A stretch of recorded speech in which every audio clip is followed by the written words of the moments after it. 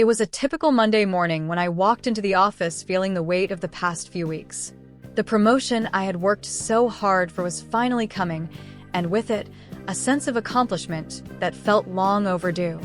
I had put in the hours, the effort, the dedication to get to this point, and I was proud of what I had achieved.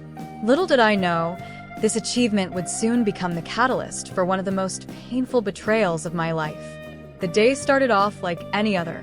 I grabbed my coffee, greeted a few colleagues as I passed by their desks, and settled into my cubicle to begin my work. I had been at this company for nearly 5 years, steadily climbing the ranks. I knew the ins and outs of the organization better than anyone else.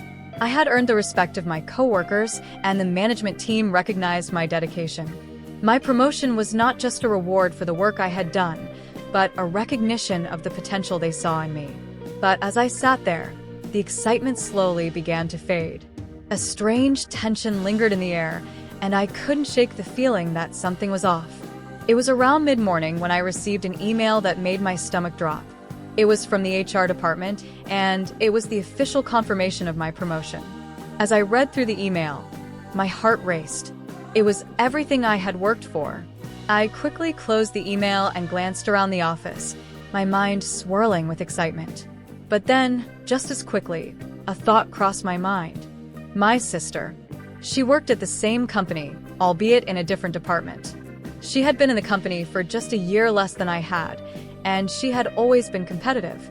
We grew up in a household where success was measured by who was ahead, who had more, who was doing better. Our parents had always been the kind to put us in direct competition with one another, always comparing our achievements. It was never a healthy rivalry, but it was something I had learned to accept. I wasn't naive enough to think that this promotion wouldn't bring a few complications. My sister had always been vocal about her own aspirations, often hinting that she was gunning for the same positions I was. She had never outright admitted it, but I could always tell when she was sizing up the situation, when she was measuring me against her own ambitions. As the day wore on, the usual rhythm of the office felt different. People were talking, but there was an underlying tension. My phone buzzed with a message. It was from my sister. "Congrats on the promotion," it said. The message seemed innocent enough, but there was something about it that didn't sit right.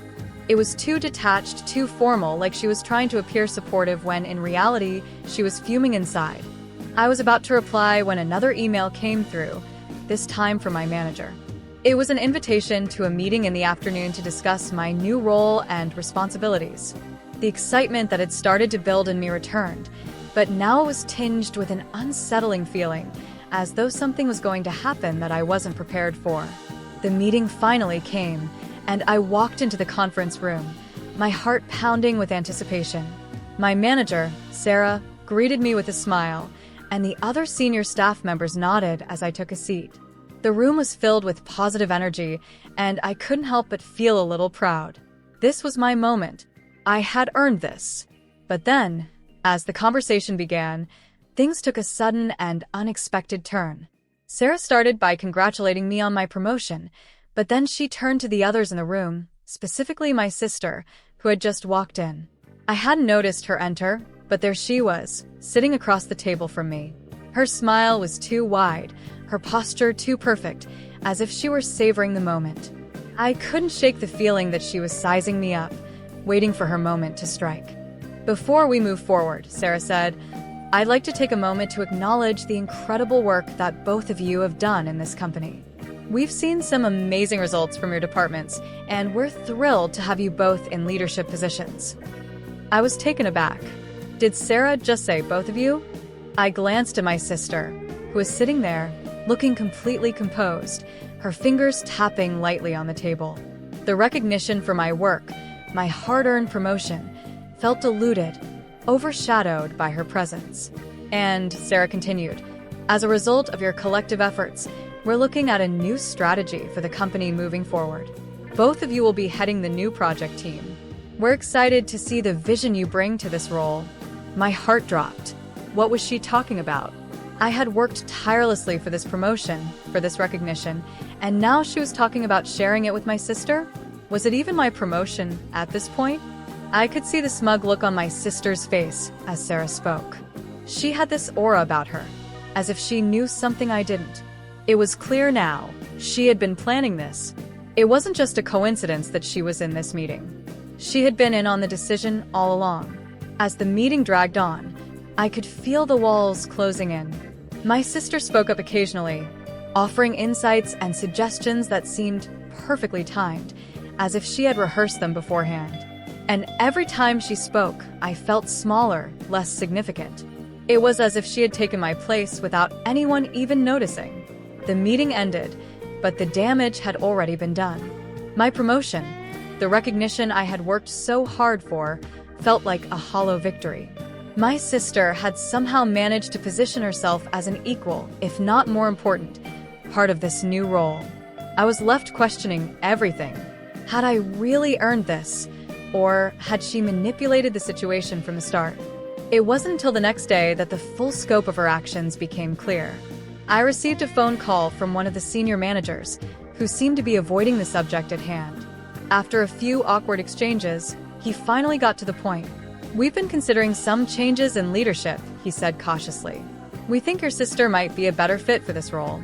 I was stunned. How could this happen? How could they just take everything I had worked for and hand it over to her? Was I being replaced? I felt betrayed. But what hurt the most was that my sister had done this behind my back, in a way that I couldn't even see coming. It wasn't just about the promotion anymore.